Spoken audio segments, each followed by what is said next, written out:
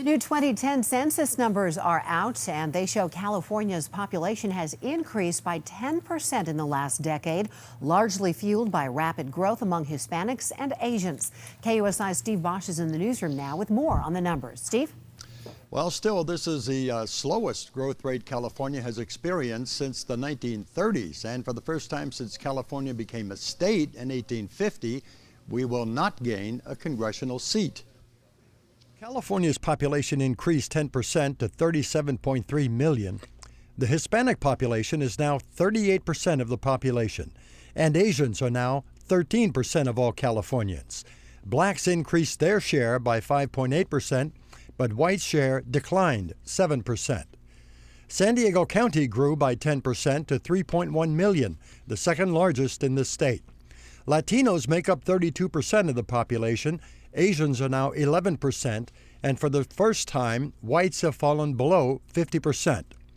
These census numbers are of vital importance to state and local governments and to politicians. Those items, geographic and ethnicity, is going to be the two things that are dramatically going to change our political landscape. One thing in those numbers surprised political consultant John Dadian. Congress is a set number of 435 members of Congress. This is the first time since California became a state in 1850 that we have not increased our congressional delegation. That's a trend that surprised a lot of us. Significant because this year, for the first time in San Diego City and the state, the politicians will not be redrawing the districts. Both the city and the state have independent commissions drawing the boundaries. There will be no gerrymandering this time. A great example is a community where they may be split into several districts as opposed to one. Midori Wong is the chief of staff of the city's redistricting commission.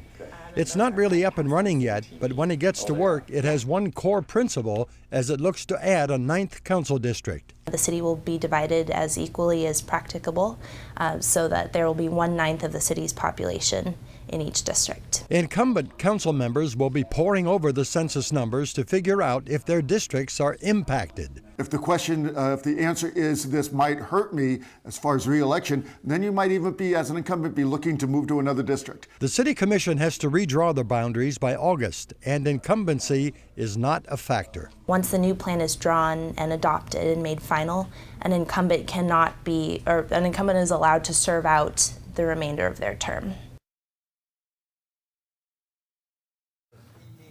Hearings before redrawing those council district boundaries. In the newsroom, Steve Bosh, KUSI News.